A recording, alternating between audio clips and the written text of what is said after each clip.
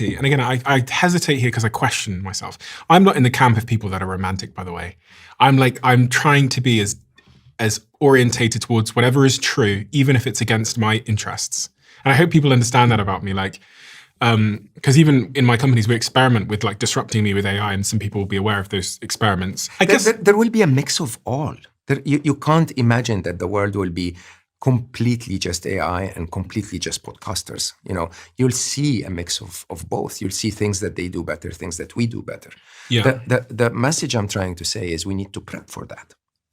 We need to be ready for that. We need to be ready by, talking to our governments and saying, hey, it looks like I'm a paralegal, and it looks like all paralegals are going to be, financial researchers or analysts or graphic designers or, call center agents. It looks like half of those jobs are being replaced already. You know who Jeffrey Hinton is? Oh, Jeffrey. I had him on the documentary as well. I love Jeffrey.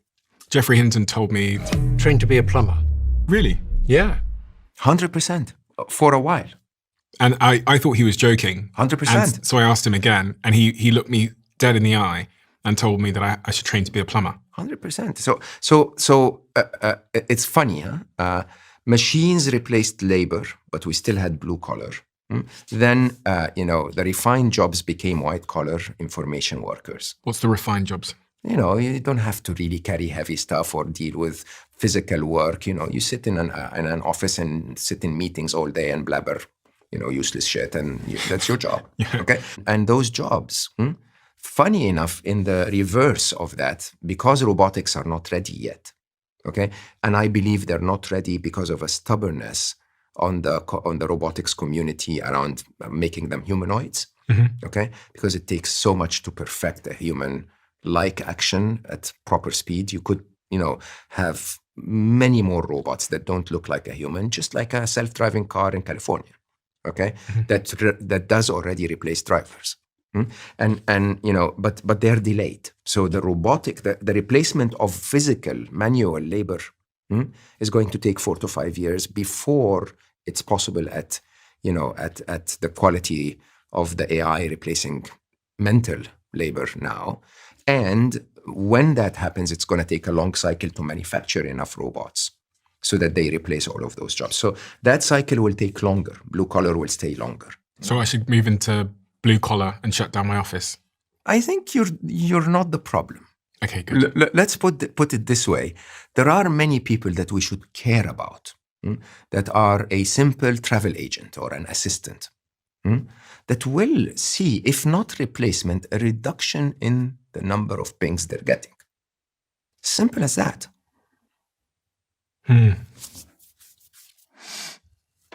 And someone in ministries of labor around the world needs to sit down and say, what are we going to do about that?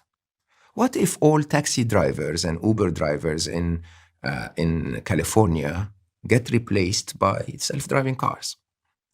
Should we start thinking about that now, noticing that the trajectory makes it look like a possibility? I'm going to go back to this argument, which is what a lot of people will be shouting. Yes, but there will be new jobs. Or... as I said, other than human connection jobs, name me one.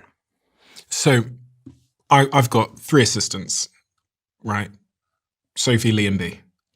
And okay, in the near term, there might be, with AI agents, I might not need them to help me book flights anymore. I might not need them to help do scheduling anymore. Or even I've been messing around with this new AI tool that my friend built. And you basically, when me and you are trying to schedule something like this today, I just copy the AI in and it looks at your calendar, looks at mine and schedules it for us. So there might not be scheduling needs, but my dog is sick at the moment. And as I left this morning, I was like, damn, he's really sick. And I've taken him to the vet over and over again. I really need someone to look after him and figure out what's wrong with him. So those kinds of responsibilities of care. I don't disagree at all. Again, I'm not going to be, I don't know how to say this in a nice way, but my assistants will still have their jobs, but I, as a CEO, will be asking them to do a different type of work. Correct. So this is the calculation everyone needs to be aware of. A lot of their current responsibility, whoever you are, if you're a paralegal, if you're whatever, will be handed over. So let me explain it even more accurately. There will be 2 stages of our interactions with the machines. One is what I call the era of augmented intelligence. So it's human intelligence augmented with AI doing the job. And then the following one is what I call the era of machine mastery. The job is done completely by an AI without a human in the loop. Okay? So in the era of augmented intelligence, your assistances will augment themselves with an AI to either be more productive, Yeah. okay, or interestingly, to reduce the number of tasks that they need to do. Correct? Now, the more the number of tasks get reduced, the more they'll have the bandwidth and ability to do tasks like take care of your dog, right? Or tasks that, basically is about meeting your guests or whatever. Human connection, Yeah. life connection. But do you think you need 3 for that? Or maybe now that some tasks have been, outsourced to AI, will you need 2? You can easily calculate that from call center agents. So from call center agents, they're not firing everyone, but they're taking the first part of the funnel and giving it to an AI. So instead of having 2,000 agents in a call center, they can now do the job with 1,800. I'm just making that number up. Society needs to think about the 200. And you're telling me that they won't move into other roles somewhere else? I am telling you, I don't know what those roles are. Well, I think we should all be musicians. We should all be authors. We should all be artists. We should all be entertainers. We should all be comedians. These are roles that will remain. We should all be plumbers for the next 5 to 10 years. Fantastic, okay? But even that requires society to morph. And society is not talking about it. Okay? I had this wonderful interview with friends of mine, Peter Diamandis and some of our friends, and they were saying, the American people are resilient. They're going to be entrepreneurs. I was like, seriously? You're expecting a truck driver that will be replaced by an autonomous truck to become an entrepreneur? Like, please put yourself in the shoes of real people. Right? Do you expect a single mother who has 3 jobs to become an entrepreneur? And I'm not saying this is a dystopia. It's a dystopia if humanity manages it badly. Why? Because this could be the utopia itself, where that single mother does not need 3 jobs. Okay? If our society was just enough, that single mother should have never needed 3 jobs. Right? But the problem is our capitalist mindset is labor arbitrage, is that I don't care what she goes through. If you're generous in your assumption, you'd say, because, of what I've been given, I've been blessed. Or if you're mean in your assumption, is going to be because she's an eater. I'm a successful businessman. The world is supposed to be fair. I work hard. I make money. We don't care about them. Are we asking of ourselves here something that is not inherent in the human condition? What I mean by that is the reason why me and you are in my office here, we're on the 4th or 3rd floor of my office in central London.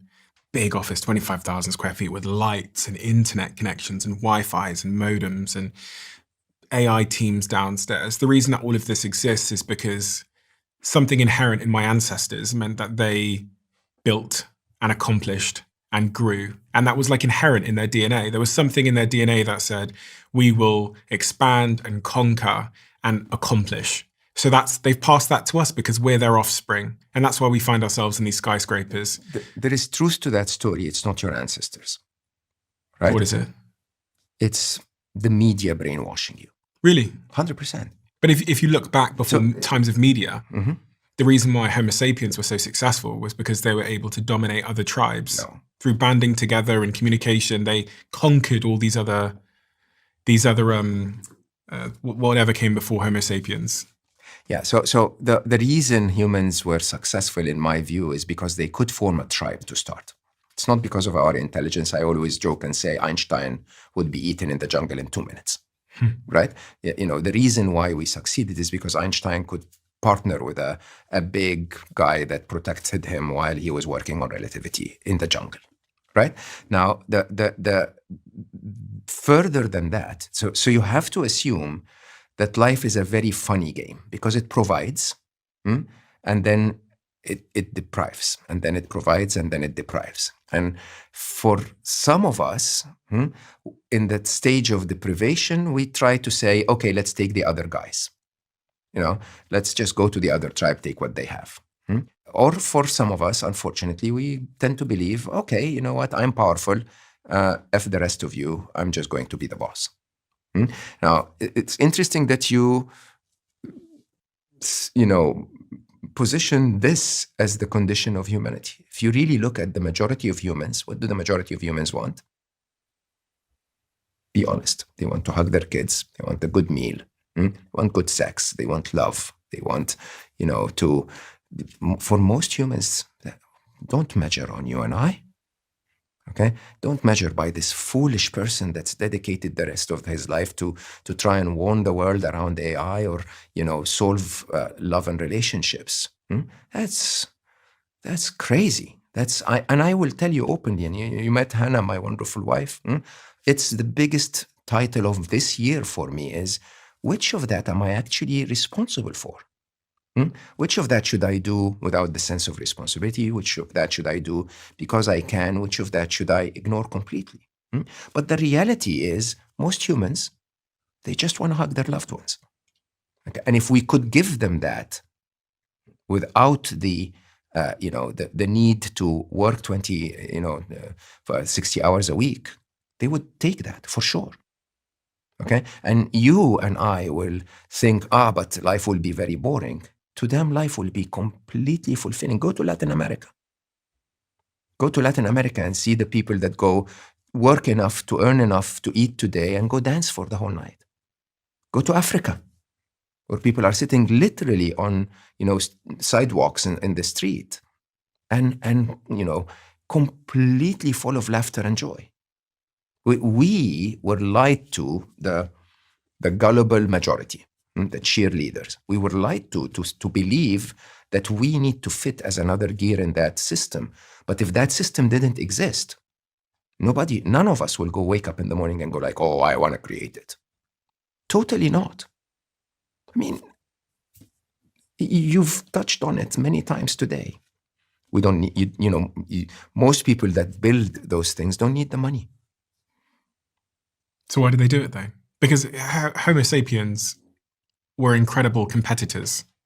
They outcompeted other human species effectively. So what I'm saying is that competition not inherent in our wiring, and therefore is it wishful thinking to think that we could potentially pause and say okay, this is it, we have enough now, and we're going to focus on just enjoying? In my work, I call that the MAD spectrum. Okay? Mutually assured prosperity versus mutually assured destruction. Okay? And you really have to start thinking about this, because in my mind, what we have is the potential for everyone. I mean, you and I today have a better life than the Queen of England 100 years ago. Correct? Yeah. Everybody knows that. And yet that quality of life is not good enough.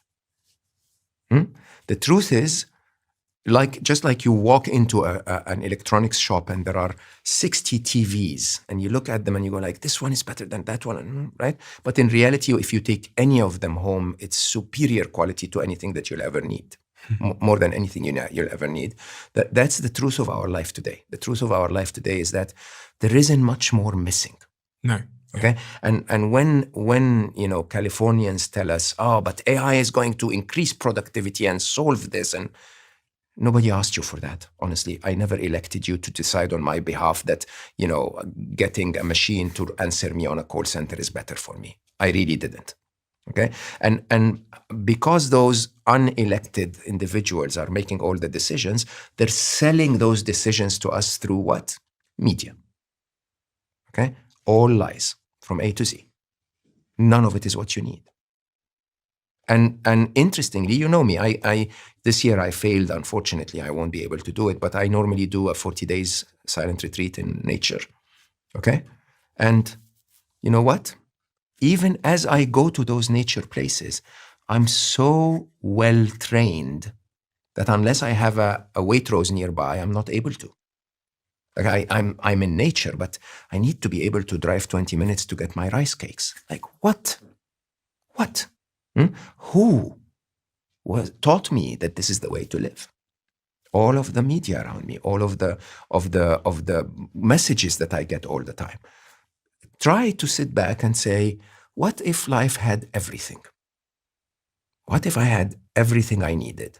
I could read, I could, do my handcrafts and hobbies. I could, fix my, restore classic cars, not because I need the money, but because it's just a beautiful hobby. I could, build AIs to help people with their long-term committed relationships, but really price it for free. What if? What if? Would you still insist on making money? I think no. I think a few of us will still, and they will still crush the rest of us. And hopefully soon the AI will crush them.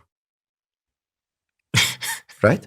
That is the problem with your world today. I will tell you hands down. The problem with our world today is the A in face RIPs. It's the A in face RIPs. It's accountability. The problem with our world today, as I said, the top is lying all the time. The bottom is gullible, cheerleaders, and there is no accountability. You cannot hold anyone in our world accountable today.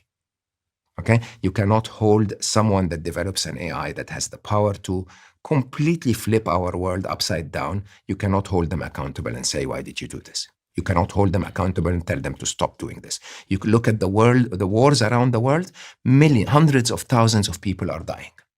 Okay, and International Court of Justice will say, "Oh, this is war crimes." You can't hold anyone accountable.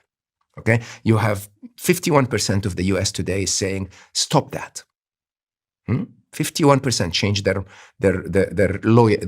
view that that their money shouldn't be spent on wars abroad. Okay, you can't hold anyone accountable. Trump can do whatever he wants. He starts tariffs, which is against the Constitution of the US, without consulting with the Congress. You can't hold him accountable. They say they're not going to show the Epstein files. You can't hold them accountable. It's quite interesting. In Arabic, we have that proverb that says, the highest of your horses you can go and ride. I'm not going to change my mind. Okay? And that's truly... What does that mean? So basically, people in the old Arabia, they would ride a horse to exert their power, if you want. So go ride your highest horse. You're not going to change my mind. Oh, okay. Right? And the truth is, I think that's what our politicians today have discovered, what our oligarchs have discovered, what our tech oligarchs have discovered, is that I don't even need to worry about the public opinion anymore. Okay? At the beginning, I would have to say, this is for democracy and freedom, and I have the right to defend myself, and all of that crap. And then eventually, when the world wakes up and says, no, hold on, you're going too far, they go like, yeah, go ride your highest horse. I don't care. You can't change me. There is no constitution. There is no ability for any citizen to do anything. Is it possible to have a society where, like the one you describe, where there isn't hierarchies? Because it appears to me that humans assemble hierarchies very, very quickly, very naturally. And the minute you have a hierarchy, you have many of the problems that you've described, where there's a top and a bottom, and the top have a lot of power and the bottom are... So the mathematically is actually quite interesting, what I call the baseline relevance. So think of it this way. Say the average human is an IQ of 100. Yeah. Okay? I tend to believe that when I use my AIs today, I borrow around 50 to 80 IQ points. I say that because I've worked with people that had 50 to 80 IQ points more than me. And I now can see that I can sort of stand my place. 50 IQ points, by the way, is enormous because IQ is exponential. So the last 50 are bigger than my entire IQ, right? If I borrow 50 IQ points on top of, say, 100 that I have, that's 30%. If I can borrow 100 IQ, that's 50%. That's so, basically doubling my intelligence. But if I can borrow 4,000 IQ points in 3 years' time, my IQ itself, my base, is irrelevant. Whether you are smarter than me by 20 or 30 or 50, which in our world today made a difference, in the future, if we can all augment with 4,000, I end up with 4,100, another ends up with 4,130, really doesn't make much difference. Okay? And because of that, the difference between all of humanity and the augmented intelligence is going to be irrelevant. So all of us suddenly become equal. And this also happens economically. All of us become peasants. And I never wanted to tell you that because I think it will make you run faster. Okay? But unless you're in the top 0.1%, you're a peasant. There is no middle class. There is, if a CEO can be replaced by an AI, all of our middle class is going to disappear. What are you telling me? All of us will be equal. And it's up to all of us to create a society that we want to live in. Which is a good thing. 100%. But that society is not capitalism. What is it? Unfortunately, it's much more socialism. It's much more hunter-gatherer. Okay? It's much more communion-like, if you want. This is a society where humans, connect to nature, connect to the land, connect to knowledge, connect to spirituality, where all that we wake up every morning worried about doesn't feature anymore. And it's a better world, believe it or not. And we have to transition to it. Okay, so in such a world, which I guess is your version of the utopia that we can get to, when I wake up in the morning, what do I do? What do you do today? I woke up this morning, I spent a lot of time with my dog because my dog is sick. You're going to do that too? Yeah, I was stroking him a lot and then I fed him and he was sick again and I just thought, oh God, so I spoke to the vet. You spend a lot of time with your other dog, you can do that too. Okay. Right. But then I was very excited to come here, do this, and after this I'm going to work. It's Saturday, but I'm going to go downstairs in the office and work. Yeah, so 6 hours of the day so far are your dogs and me. Yeah. Good, you can do that still. And then build my business. You may not need to build your business. But I enjoy it. Yeah, then do it. If you enjoy it, do it. You may wake up and then, instead of building your business, you may invest in your body a little more, go to the gym a little more, go play a game, go read a book, go prompt an AI and learn something. It's not a horrible life. It's the life of your grandparents. It's just 2 generations ago where people went to work before the invention of more. Remember, people who started working in the 50s and 60s, they worked to make enough money to live a reasonable life, went home at 5 p.m., had tea with their loved ones, had a wonderful dinner around the table, did a lot of things, for the rest of the evening and enjoyed life. Some of them. Yeah. In the 50s and 60s, there were still people that were... Correct. And I think it's a very interesting question. How many of them? And I I actually wonder if people will tell me, do we think that 99% of the world cannot live without working, or that 99% of the world would happily live without working? What do you think? I think if you give me other purpose, we defined our purpose as work. That's a